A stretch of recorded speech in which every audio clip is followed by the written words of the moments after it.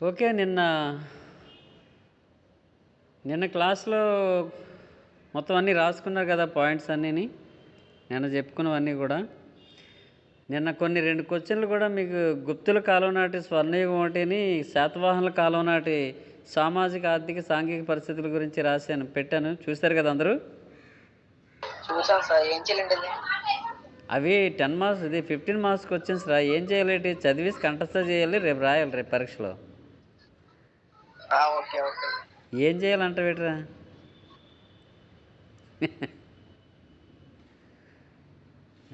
Okay. Okay. సరే. ఇప్పుడు ఆడికి తెలదండి. ఇప్పుడు మనం అరబ్బుల దండయాత్ర, అరబ్బులు భారతదేశం మీద దండయాత్ర గురించి కొంత రివ్యూ చేస్తాను మీకు. అరబ్బులు అంటే మొట్టమొదట ఇస్లాం మతాన్ని స్వీకరించిన వాళ్ళు అరబ్బులని ఇంతకుముందు చెప్పాను మీకు. అరబ్బులు భారతదేశంలో మొట్టమొదట క్రీస్తుపూర్వం 7వ శతాబ్దం, క్రీస్తు శకమే 7వ శతాబ్దం నుంచి మలబార్ తీరంలో స్థిరపడడం అనేది జరిగింది. మలబార్ తీరం అంటే దేన్ని అంటాం మనం? మలబార్ తీరం దేన్ని అంటాం?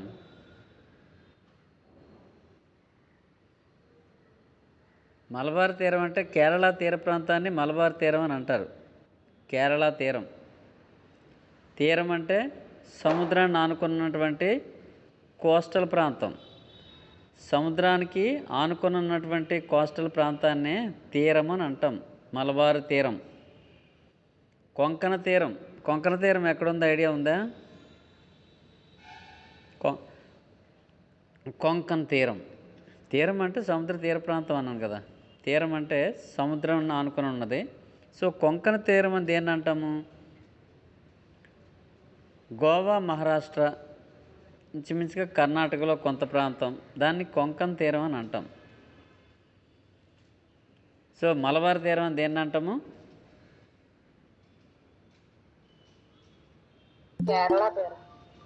కేరళ తీరాన్ని మలబార్ తీరం అని అంటాం. కేరళ రాష్ట్రం ఉన్నటువంటి ఇప్పుడు మనకి ఆంధ్రప్రదేశ్కి బంగాళాఖాతంతో తీర ప్రాంతం మనకు ఉంది కదా. ఆంధ్రప్రదేశ్కి విశాఖపట్నం నుంచి నెల్లూరు వరకు మనకి బంగాళాఖాతం ఆనుకున్నటువంటి తీర ప్రాంతం మనకు ఉంది కదా. ఇందులో కొంత కోరమండల తీరంలో కలుస్తుంది. అది నెల్లూరు వరకు, తమిళనాడు నెల్లూరు వరకు ఉన్న ప్రాంతాన్ని కోరమండల తీరం అంటారు. ఆహా అని ఊరుకోవడం కాదు, అసలు ఈ పెర్మనెంట్గా మామూలు తెలియాలి మీకు. ఆహా అని చదివేలేరు కదా. ప్రతిసారి ఏదో వినేసి అవునా అనుకుని ఏదైనా బుక్లో మీరు చదివేటప్పుడు మలబార్ తీరంలో ఉన్నటువంటి క్యాలికట్ ప్రాంతాన్ని మొట్టమొదట వాస్కోడిగామా భారతదేశంలో ఒడ్డెక్కాడని చెప్తాం కదా. అంటే భారతదేశానికి సముద్ర మార్గం కనుక్కున్న వాస్కోడిగామా మలబార్ తీరంలోని క్యాలికట్ తీరంలో చేరుకున్నాడు. క్యాలికట్ తీరానికి అంటాం. మలబార్ తీరం అంటే ఎక్కడో ఐడియా ఉండాలి కదా చదివేటప్పుడు. మీరు ఆ బుక్ ఏదో సందర్భంలో చదివేటప్పుడు, హిస్టరీ చదివేటప్పుడు మలబార్ తీరంలో ఎక్కాడంటే ఏంటో తెలియాలి. మలబార్ తీరం అంటే ఎక్కడ? ఓహో, కేరళ తీరాన్ని ఆనుకుని ఉందా మలబార్ తీరం, దాన్ని అలాగంటారా? కొంకణ తీరం, గోవా, మహారాష్ట్ర, ఆ రాష్ట్రాలకు ఆనుకుని ఉన్నటువంటి సముద్ర తీరాన్ని, గోవా, మహారాష్ట్ర తీరాన్ని ఆనుకున్నట్టు, అంటే అరేబియా సముద్రాన్ని ఆనుకుని ఉన్నటువంటి ఆ ప్రాంతాన్ని ఏమంటారు? కొంకణ తీరం అంటారు అని తెలియాలి మామూలుగా. లేకపోతే అర్థం కాదు మీకు మామూలుగా. ఓకే, ఇప్పుడు పాయింట్కి వద్దాం. మలబార్ తీరంలో మొట్టమొదటిసారి అరబ్బులు స్థిరపడ్డారు 7వ శతాబ్దం నుంచే. ఈ అరబ్బులు అనేవాళ్ళు, ఈ అరబ్బులే భారతదేశంలో పేపర్ను కూడా ఇంట్రడ్యూస్ చేస్తారు. అసలు పేపర్ మొట్టమొదటి కనిపెట్టింది ఎవరు తెలుసా మీకు? పేపర్ రాకముందు తాటి ఆకు పత్రాల మీద, పామ్ లీవ్స్ మీద, ఆకుల మీద రాసేవాళ్ళు, లేదా అంతకుముందు రాగి రేకుల మీద రాసేవాళ్ళు. ఆ తర్వాతే పేపరు వాడకం వచ్చింది. ఇప్పుడు మనం రాస్తున్నటువంటి పేపర్ని మొట్టమొదట చైనా వాళ్ళు కనిపెట్టారు పేపర్ని. అరబ్బులు దాన్ని భారతదేశంలో 7వ శతాబ్దంలోనే ఇంట్రడ్యూస్ చేస్తారు అరబ్బులు. సో అరబ్బులు అనేవాళ్ళు సంస్కృతి రాయబారులని అంటారు. అది అన్ని పాయింట్స్ అన్నీ రాసుకోండి. జనరల్ స్టడీస్, జీకే ఏ పరంగా అయినా సరే ఇవి అవసరమే. సందర్భం వచ్చింది కాబట్టి మీకు అవి వివరిస్తున్నాను. ఓకే. చైనా నుంచి అరబ్బులు పేపర్ని భారతదేశంలో వాళ్ళే ఇంట్రడ్యూస్ చేస్తారు. మలబార్ తీరంలో మొట్టమొదటి స్థిరపడ్డారు. ఇవన్నీ ఒక్కొక్క పాయింట్ వాల్యుబుల్ పాయింట్సే. ఓకే. సంస్కృతి రాయబారులని వీళ్ళకి పేరు. సంస్కృతి రాయబారులని ఎందుకంటారు చెప్తాను, ముందు రాయండి ఇవి. సంస్కృతి రాయబారులు అంటే ఒక ప్రాంతం నుంచి ఇంకొక ప్రాంతానికి అక్కడున్నటువంటి ఒక ప్రాంతంలో ఉన్నటువంటి ఆచార వ్యవహారాలు కానీ, నాలెడ్జ్ కానీ, సైన్స్ అండ్ టెక్నాలజీ కానీ, మెడిసిన్ కానీ, గ్రంథాలు కానీ, ఇవన్నీ ఈ ప్రాంతం నుంచి వేరే ప్రాంతానికి, వేరే ప్రాంతం నుంచి మనకు ఇలాగా అందిస్తూ ఉంటారు వీళ్ళు. వ్యాపారం చేస్తూ వ్యాపారంతో పాటు మన భారతీయ గ్రంథాలని, సైన్స్ని అటు ఇంట్రడ్యూస్ చేస్తారు ఇక్కడ నేర్చుకొని. అక్కడ ఆ ప్రాంతంలో ఉన్నటువంటి science and technology, medicine, everything మనకి ఇంట్రడ్యూస్ చేస్తారు. అందుకనే వీళ్ళని సంస్కృతి రాయబారులని పిలుస్తారు. ఏమని? సంస్కృతి రాయబారులు అరబ్బులకి. సో అరబ్బుల గురించి అంత చరిత్ర ఉంది. మొట్టమొదట మహమ్మద్ ప్రవక్త ఇస్లాం మతాన్ని స్థాపించాడు. ఆ విషయం తెలుసు కదా, ఇంతకుముందు చదివి ఉంటారు కదా. ఈ ఇస్లాం మతాన్ని మొట్టమొదట అరబ్బులు స్వీకరిస్తారు. ఈ అరబ్బులు భారతదేశంలో మొట్టమొదట మలబార్ తీరంలో స్థిరపడ్డారని చెప్పాను. ఇది అరబ్బులకు సంబంధించినటువంటి కొంత ఇన్ఫర్మేషన్, మీకు ఎప్పటికైనా అవసరమే మీకు. ఓకే. అయితే అరబ్బులు భారతదేశం మీదకి దండయాత్ర ఎప్పుడు చేశారు? ఇంతకుముందు మనం ఒకసారి చెప్పుకున్నాం. అరబ్బుల దండయాత్ర భారతదేశంపై ఇన్ విచ్ ఇయర్? ఎవరు చేశారు? ఎప్పుడు జరిగింది?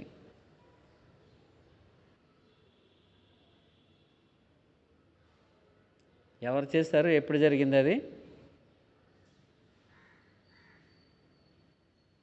అరబ్బుల దండయాత్ర సింధు మీద దండయాత్ర చేశారు కదా. అరబ్బుల దండయాత్ర, సింధు దండయాత్ర ఎప్పుడు అది?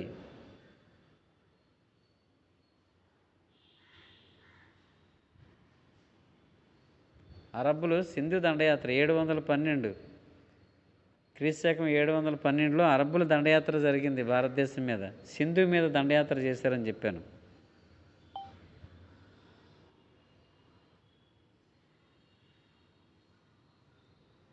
ఓకే. సింధు దండయాత్ర 712. మహమ్మద్ బిన్ కాసిం అనే అతను అరబ్బు దండయాత్ర జరుగుతుంది. అరబ్బు దండయాత్ర. దీనికి సింధుని అప్పుడు పరిపాలిస్తున్న రాజు ఎవరని చెప్పాను? దాహిర్. సింధుని పరిపాలిస్తున్నటువంటి రాజు దాహిర్. ఇదొక హిందూ రాజ్యం. రాజు హిందూ. సింధు ప్రాంతం, సింధు అనేది గుజరాత్ సైడ్ ఉంటుంది, అంటే పశ్చిమ తీరంలోనే ఉంటుంది.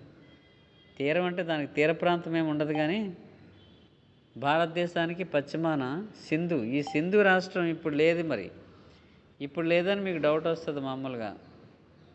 సింధు ప్రజెంట్ భారతదేశంలో లేదు కదా, కానీ జనగణమనలో ఉంటుంది. పంజాబ్, సింధు, మరాఠ్ అని జనగణమన మన జాతీయ గీతంలో కనిపిస్తుంటుంది సింధు అని. ఇప్పుడు లేదంటే ఎక్కడికి వెళ్ళింది, ఏమైనట్టు? ఎవరొకరు చెప్పండి. సింధు అనేది, సింధు రాష్ట్రం పాకిస్తాన్కి వెళ్ళిపోయింది. దేశ విభజనలో పాకిస్తాన్కి వెళ్ళిపోతుంది సింధు. ఈ సింధు అప్పట్లో ఈ సింధుని పరిపాలిస్తున్నటువంటి రాజు దాహిర్. మహమ్మద్ కాసిం దండయాత్ర 712 క్రీస్తు. సో ఈ దండయాత్ర అనేది మొట్టమొదట భారతదేశం మీద జరిగిన అరబ్బుల దండయాత్ర అని చెప్పుకుంటాం. అయితే ఈ దండయాత్రలో దాహిర్ వీరోచితంగా పోరాడి చివరికి ఓటమి చెందుతాడు. రాణి కూడా చివరి వరకు పోరాడి ఆ జౌహార్ అని జరిపి. జౌహార్ అంటే ఏమిటి?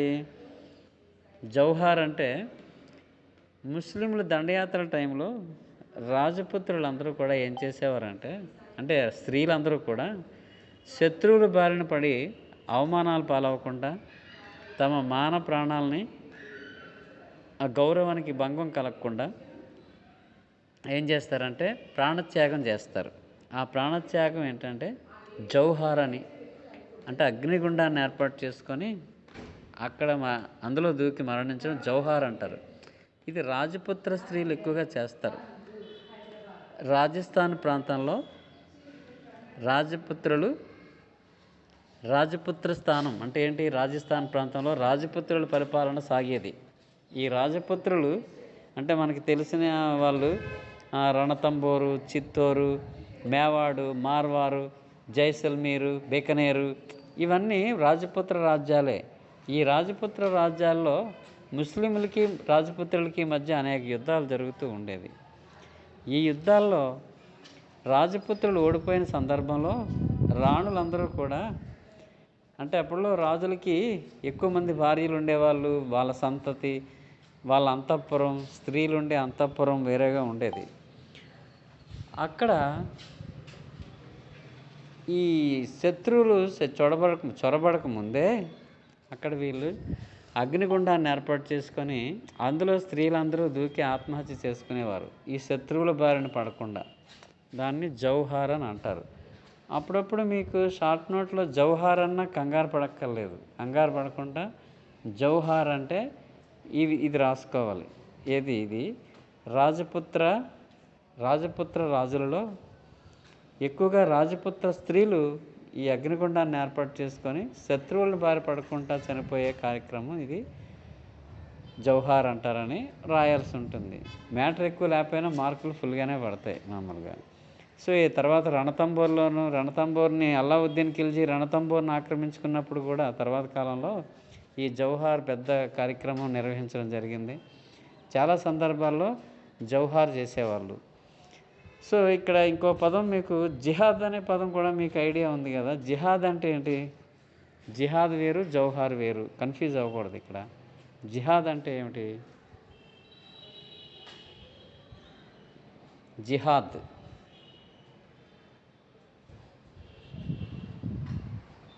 చెప్పాలి. జిహాద్ అంటే ఏమిటి?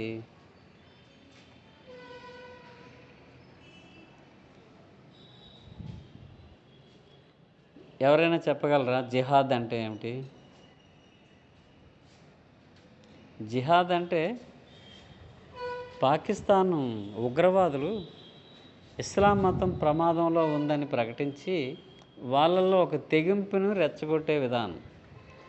అంటే ఇస్లాం మతం ప్రమాదంలో ఉంది అనగానే ముస్లిం సైనికులు తీవ్రవాదులు పూనకం వచ్చినట్టుగా ఊగిపోయి శత్రువుల్ని ఎంతమందినైనా సరే ఒకేసారి చంపే అంత ఒక ధైర్యం, ఒక సాహసం వాళ్ళలో పెరుగుతాయి.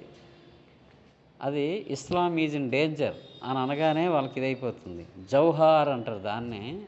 అలాగా ఒకేసారిగా ఉరికిపడి శత్రు సైన్యం మీద విరుచుకుపడి ఒక్కొక్కడు 100 మందిని చంపే పరిస్థితులు ఉంటాయి.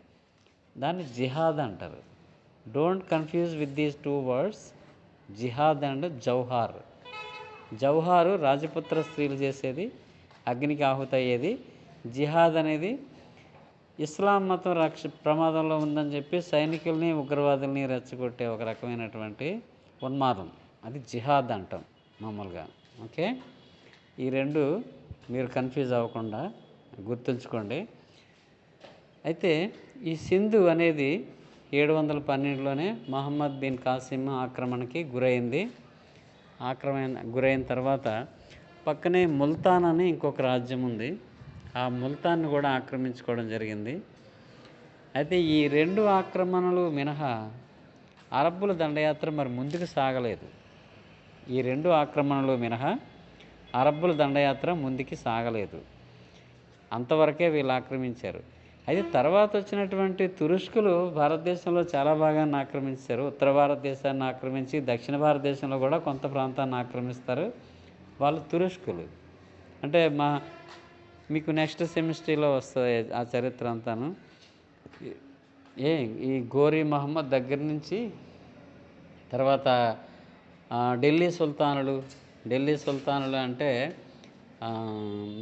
ఐబక్ దగ్గర నుంచి, కుతుబుద్దీన్ ఐబక్ దగ్గర నుంచి, అంటే బానిస వంశ స్థాపకుడు కుతుబుద్దీన్ ఐబక్ ఉన్నాడు కదా, కుతుబుద్దీన్ ఐబక్ తర్వాత వచ్చినటువంటి ఇల్టుట్మిష్ తర్వాత సుల్తానా రజియా తర్వాత బాల్బన్ తర్వాత మళ్ళీ ఖిల్జీ, జలాలుద్దీన్ ఖిల్జీ, మహమ్మద్ బిన్ ఖిల్జీ, అదే అలావుద్దీన్ ఖిల్జీ, ఆ తర్వాత Ghiyasuddin Tughlaq, Mohammed bin Tughlaq. These are all, వీళ్ళందరూ కూడా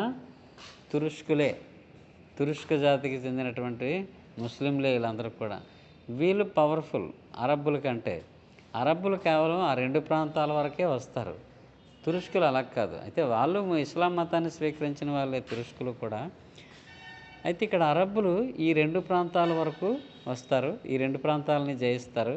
ఏది? ముల్తాను, సింధు. అంతకుమించి అరబ్బుల తాలూకా సాధించిన రాజకీయంగా ఎటువంటి ఫలితాలను ఇవ్వలేదు.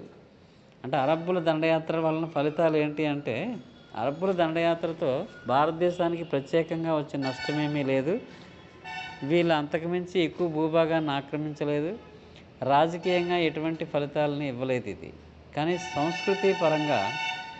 సంస్కృతి పరంగా ఎక్కువగా ప్రభావితం చేసింది. అంటే అరబ్బులు వెస్ట్రన్ వరల్డ్ నుంచి, పశ్చిమ దేశాల నుంచి భారతదేశానికి అక్కడున్నటువంటి వైద్యశాస్త్రం, అక్కడ ఫిలాసఫీ, ఖగోళం, అన్ని విషయాలు కూడా ఇక్కడికి ఇంట్రడ్యూస్ చేస్తారు. మన భారతీయ తత్వశాస్త్రాలు, భారతీయ వైద్యం, ఆయుర్వేదం గురించి, ఉపనిషత్తులు, ఇవన్నీ కూడా వేరే భాషల్లోకి తర్జుమా చేయడం, ఇక్కడవి అక్కడికి అంటే ఇచ్చిపుచ్చుకోవడం జరిగింది. సంస్కృతి పరంగా ఇచ్చిపుచ్చుకోవడం జరిగింది అరబ్బులు రావడం వలన. ఓకే, అది అరబ్బుల ప్రభావం. మాకు మేము హైలైట్స్ చెప్పుకుంటే, అరబ్బుల దండయాత్ర వలన కలిగినటువంటి ఫలితాల్లో రాజకీయంగా ఫలితాలు ఏమీ లేకపోయినా సంస్కృతి పరంగా, సాహిత్యపరంగా, రాకపోకల పరంగా మంచి ఫలితాలనే ఇచ్చింది. ఇది అరబ్బుల దండయాత్రల వలన కలిగినటువంటి ఫలితాలు. ఓకే, ఇవి అరబ్బుల దండయాత్ర, ఇట్స్ ఇంపాక్ట్ ఆన్ ఇండియా. వాటి ప్రభావం ఎంతవరకు చూపించింది అరబ్బుల దండయాత్ర వలన, అంతకుమించి మీకు అక్కర్లేదు. అంటే 5 మార్క్స్కి గ్యారంటీగా అడుగుతాడు. రేర్గా మీకు 15 or 10 ఎలాగుంటుందో తెలియదు. ఆ 15 మార్క్స్కి అడగడం చాలా తక్కువ, కానీ అడుగుతాడు అప్పుడుకప్పుడు. కానీ 5 మార్క్స్ 100% గ్యారంటీ అరబ్బుల సింధు దండయాత్ర అని. సో ఇది అరబ్బుల దండయాత్ర ఫలితాలు మీరు రాయాల్సి ఉంటుంది. ఓకే, నెక్స్ట్ చోళులకి సంబంధించి రాజరాజు ఒకడు, రాజేంద్ర చోళుడు. రాజేంద్ర చోళుడు షార్ట్ నోట్స్ ఏమైనా ఇస్తే ఇబ్బంది పడకూడదు. మీకు అందులో 15 మార్క్స్కి సంబంధించి మళ్ళీ నోట్స్ మీకు వాట్సాప్లో పెడతాను. అంటే ఉత్తరమేరూరు శాసనంలో గ్రామీణ స్వపరిపాలన గురించి చెప్పబడిందని, దాన్ని చోళ పరాంతకుడు వేయించినటువంటి ఉత్తరమేరూరు శాసనం ద్వారాగా, ఉత్తరమేరూరు శాసనం ద్వారాగా మనకి చోళుల పరిపాలనా వ్యవస్థ గురించి తెలుస్తుంది. అందులో ముఖ్యంగా గ్రామీణ స్వపరిపాలన అనేది హైలైట్. అది అంటే మరి ఏ రాజవంశంలోనూ కూడా గ్రామీణ ప్రాంతాలకి అంత స్వేచ్ఛ, అంత స్వతంత్రాన్ని ఇవ్వడం జరగలేదు. అందుకనే చోళుల కాలం నాటి గ్రామీణ స్వపరిపాలనా వ్యవస్థ, స్వపరిపాలన అంటే వాళ్ళను వాళ్ళు పరిపాలించుకునే అద్భుతమైనటువంటి ఒక వ్యవస్థని అప్పుడు ఆ టైంలో చోళరాజులు అవకాశం ఇచ్చారు గ్రామీణ ప్రాంతాల వారికి. చెప్పుకున్నాం కదా, చోళుల సభలు అని షార్ట్ నోట్ ఇవ్వచ్చు. చోళుల సభలు అంటాడు అంతే, అదొక షార్ట్ నోటు. చోళుల సభలు ఏంటి? సభలు చెప్పండి. చోళుల సభలు ఎవరైనా? చోళుల గ్రామీణ సభలు ఏంటి?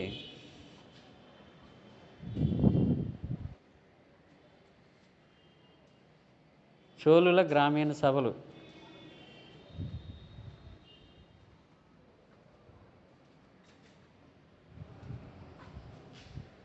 ఎవరు మాట్లాడరు?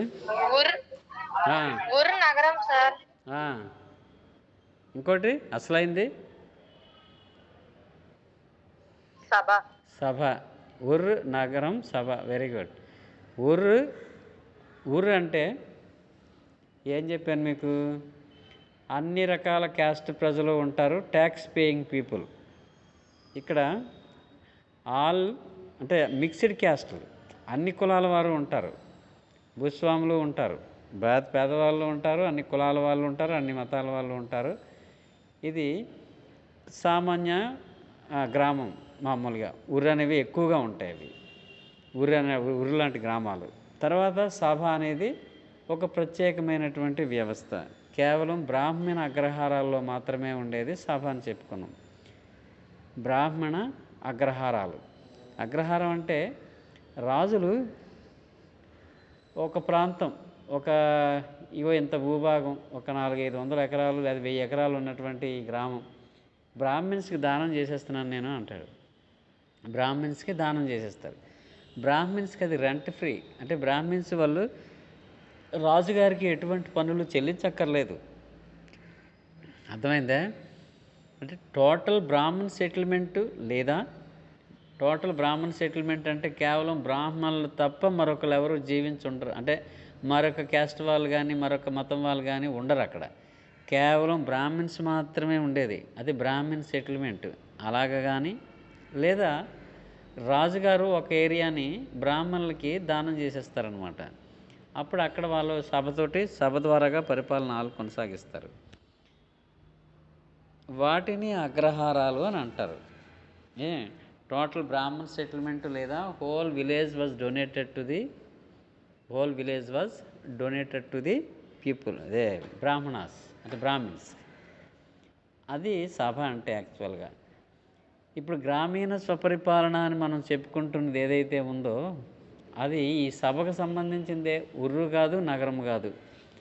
జనరల్గా 3 రకాలు ఉన్నాయని చెప్తాం మామూలుగా. చోళుల కాలం నాటి గ్రామీణ సభలు అంటే 3 రకాలని చెప్తాం, ఊరు, సభ, నగరం అని. కానీ ఈ స్వపరిపాలన అంటే ఏదైతే ఉందో మనం 10 మార్క్స్కి లేదా 15 మార్క్స్కి రాసే సభ అనేది ఈ అగ్రహారాల్లో ఉన్న సభల గురించే. 30 వార్డులుగా విభజించడం అవన్నీ కూడా చెప్తాం కదా, అది సభ అన్నమాట. సభ గురించే. అంటే బ్రాహ్మణ సెటిల్మెంట్లు అగ్రహారాలు అంటాం. ఆ అగ్రహారాల్లోనే ఇటువంటి స్వపరిపాలనకి అవకాశం ఉంది. ఉరి అనే దాంట్లో అటువంటి అవకాశం లేదు. స్వపరిపాలనకి మామూలు పరిపాలనే సాగుతుంది. ఊరు అనే గ్రామాల్లో జనరల్గా ట్యాక్స్ పేయింగ్ పీపుల్ ఉంటారు, ట్యాక్స్ వసూలు చేస్తారు. లోకల్ ఖర్చులకి కొంత గవర్నమెంట్కి ఏమో ట్యాక్స్ రూపంలో గవర్నమెంట్కి చెల్లించడం జరుగుతుంది. అది వేరే రొటీన్ సిస్టమ్. అన్ని రాజ్యాల్లో ఉన్నదే అది, ట్యాక్స్ పేయింగ్ పీపుల్ ఉండేది. కానీ ఇక్కడ అలా కాదు. గవర్నమెంట్కి ఎటువంటి ట్యాక్స్ వీళ్ళు చెల్లించక్కర్లేదు సభలో. అదే డిఫరెన్స్. ఊరికి సభకి డిఫరెన్స్ ఏంటంటే ఊరిలో ట్యాక్స్ పేయింగ్ పీపుల్ ఉంటారు, రాజుగారికి ట్యాక్స్ కట్టాలి, భూమి శిస్తు కట్టాలి.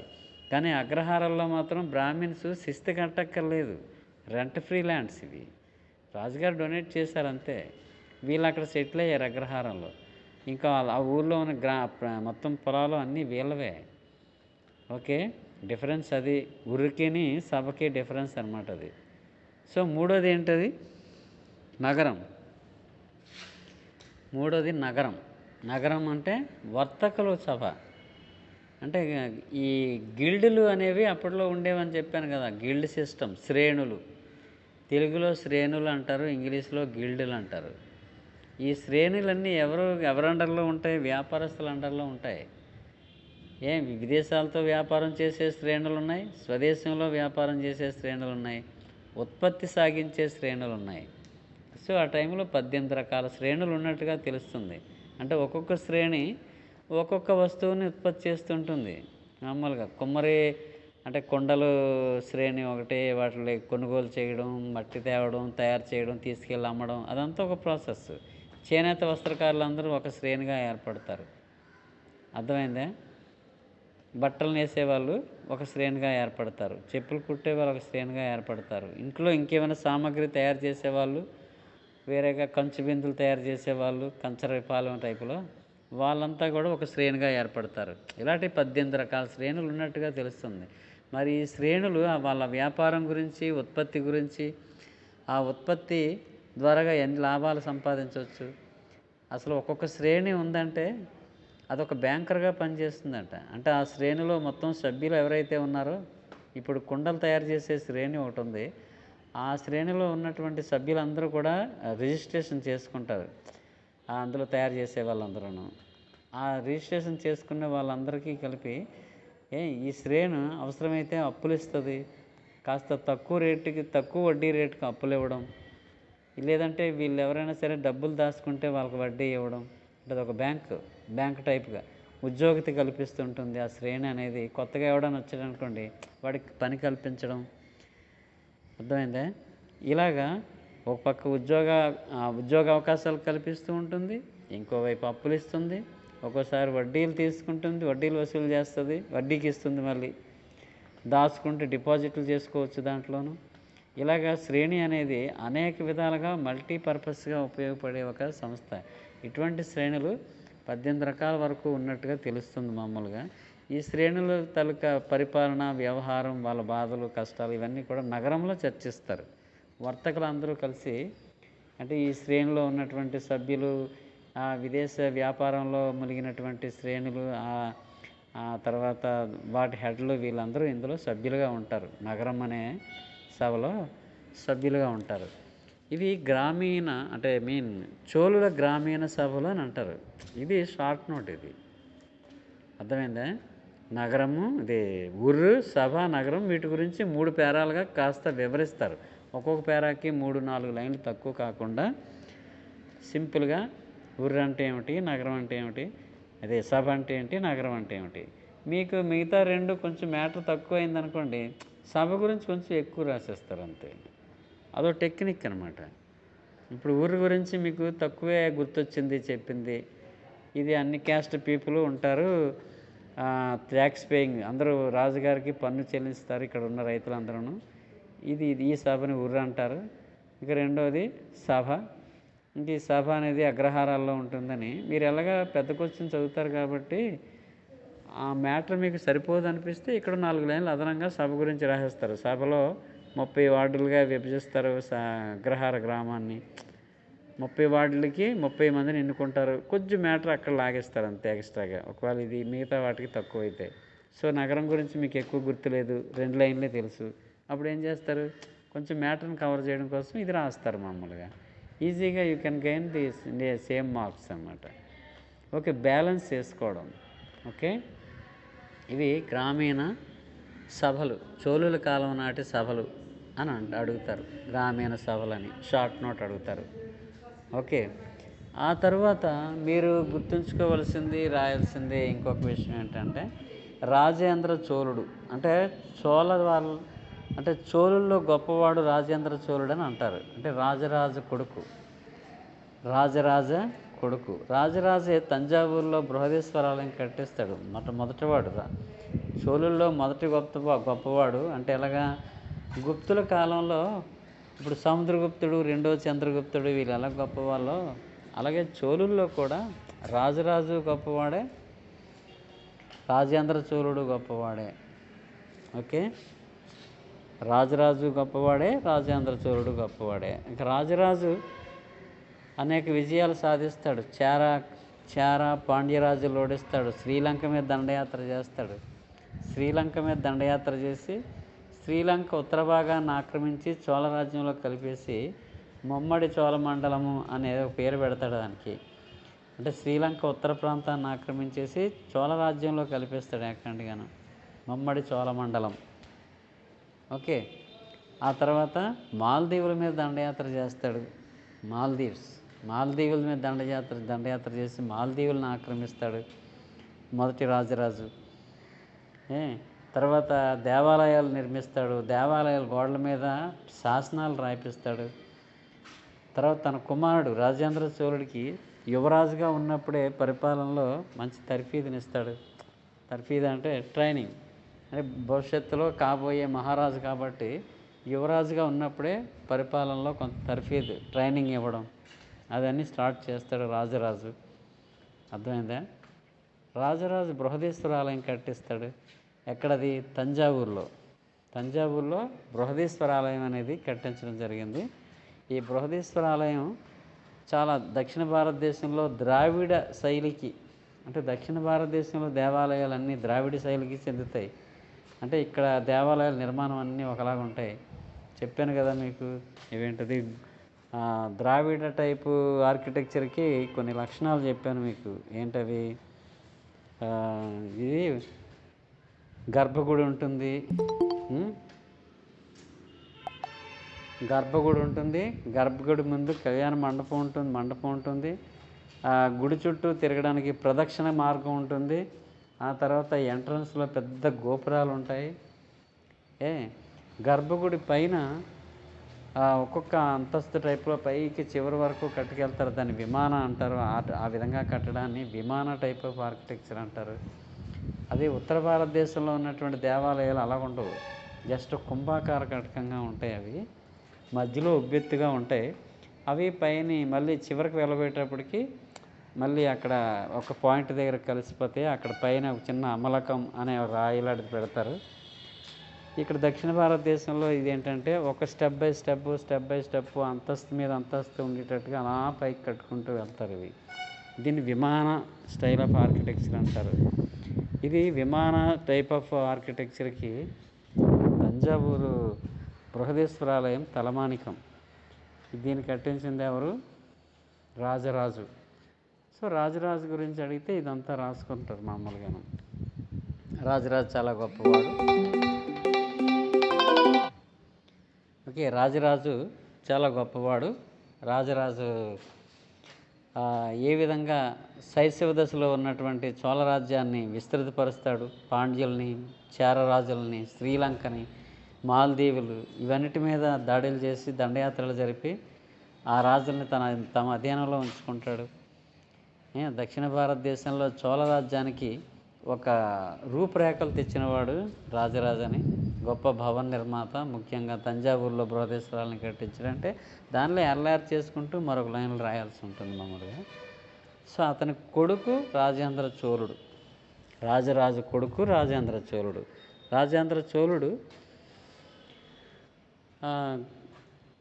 చోళ రాజుల్లో గొప్పవాడని చెప్పుకుంటాం.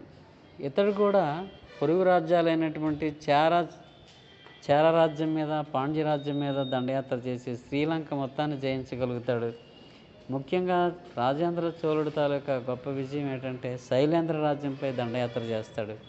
శైలేంద్ర రాజ్యం అంటే ఇప్పుడు మ్యాప్ చూస్తే మీకు ఆగ్నేయ ఆసియాలో మలేషియా, ఇండోనేషియా ఉంటుంది కదా. మలేషియా, ఇండోనేషియా ప్రాంతాన్ని అప్పుడు సుమత్రా, జావా, ఆ ప్రాంతాన్ని శైలేంద్ర రాజులు పరిపాలిస్తుండేవాడు. విజయోత్తుంగవర్మ అని అతను పరిపాలన చేస్తూ ఉండేవాడు. అయితే భారతీయ వ్యాపారస్తులు ఆ మార్గం గుండా చైనాతోటి వ్యాపారం చేస్తుండేవాళ్ళు. చైనాతో వ్యాపారం లాభసాటిగా ఉండేది. ఈ లాభసాటి వ్యాపారానికి అడ్డుగా ఈ శైలేంద్ర రాజులు అడ్డుపడుతున్నారని చెప్పి భారతీయ వ్యాపారులందరూ కూడా కంప్లైంట్ చేస్తారు రాజేంద్ర చోళుడికి. అప్పుడు రాజేంద్ర చోళుడు గొప్ప నౌకాబలం కలిగి ఉంది. సో ఈ నౌకాబలంతో వెళ్ళి శైలేంద్ర రాజును ఓడించి భారతీయ రైతులకి భారతీయ వ్యాపారస్తులకి అడ్డంకులు తొలగిస్తాడు మామూలుగా. అందుకోసం భారతీయ వ్యాపారస్తులకి అడ్డంకులు తొలగించడానికి మాత్రం వెళ్ళి శైలేంద్ర రాజును ఓడిస్తాడనమాట. అదొక గొప్ప నేవల్ ఎక్స్పెడిషన్ అంటే నౌకా యుద్ధం. నౌకల మీద వెళ్ళి యుద్ధం చేస్తాడు. అంటే చోళులకి నౌకాబలం చాలా ఎక్కువ ఉండేది. బంగాళాఖాతంలో చాలా ఈజీగా వీళ్ళు నౌకల మీద వెళ్ళి యుద్ధాలు చేస్తుండేవాళ్ళు. అందుకనే చోళ లేక్ అనేవారు.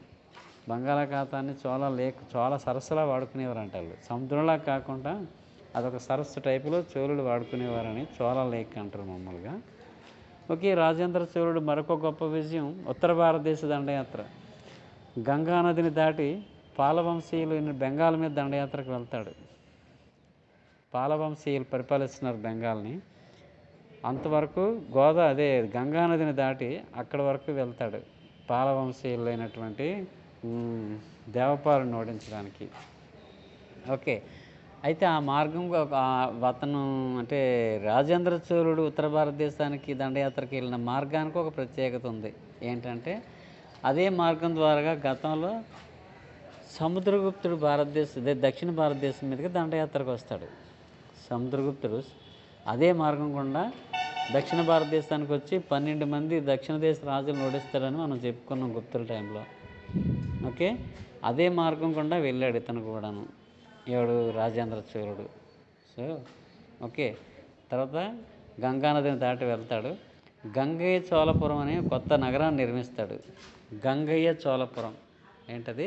గంగయ్య చోళపురం. ఆ చోళపురంలో అనేక దేవాలయాలు కట్టించాడు, తటాకాలు నిర్మించాడు, గొప్ప పరిపాలన చేశాడు. ఇతను కూడా గొప్పవాడే. చోళరాజుల్లో గొప్పవాడు రాజేంద్ర చోళుడు అని అంటారు. రాజరాజు కూడా గొప్పవాడే. షార్ట్ నోట్లో ఇద్దరిలో ఏదో ఒకటి ఇచ్చినా సరే మీరు ఈజీగా రాయగలగాలి. ఓకేనా? ఇది చోళుడి గురించి. చోళ గ్రామ సభలు, చోళుల్లో రాజేంద్ర చోళుడు రాజరాజు, అరబ్బులు సింధు దండయాత్ర. మీకు ఈజీగా మొత్తం రివిజన్ చేస్తాను, చాలా సునాయాసంగా మీకు గుర్తుకొచ్చేలాగా ముందు చెప్పుకునేవన్నీ గుర్తుకొచ్చేలాగా చేశాను. తర్వాత మీకు మళ్ళీ సాయంత్రం మీకు 2 సబ్జెక్ట్స్, అదే 2 క్వశ్చన్లు ఏదైనా సంబంధించి కనిష్కుడు ఒకటిని ఈ చోళుడి తాలూకా పరిపాలన గురించి మీకు మళ్ళీ నోట్స్ పెడతాను మీకు. అవి కూడా రాసేసుకోండి. ఆల్రెడీ మీ దగ్గర కొంత మ్యాటర్ కొంత చదివి ఉన్నారు మామూలుగా. ఈ చదివి మీరు కొంత విసుగెత్తిపోయి ఉంటారు. పరీక్షలు మీకు ఫీజు కట్టడానికి అన్ని టైం టేబుల్ అన్నీ వచ్చేసాయి కదా, చూశారు కదా మీరు. వచ్చే నెలలో జూలైలో ఫీజు కట్టుకోవాలని మీకు అన్నీ వచ్చేసాయి టైమింగ్స్ అవిని. తెలిసే లేదా? మీ పరీక్ష తేదీ ఎప్పుడు? ఆగస్టు 5వ తారీఖు నుంచి ఎప్పటి నుంచో పరీక్షలు ఉన్నట్టు ఉన్నాయి మీకు. విన్నారా? ఆగస్ట్ 5th నుంచి పరీక్షలు, జూలైలో ఫీజు కట్టడం, అప్లికేషన్ నింపి ఇవ్వడం, ఇవన్నీ. ఓకే. ఎలాగా? ఎవరో ఒక్కరు మాట్లాడండి.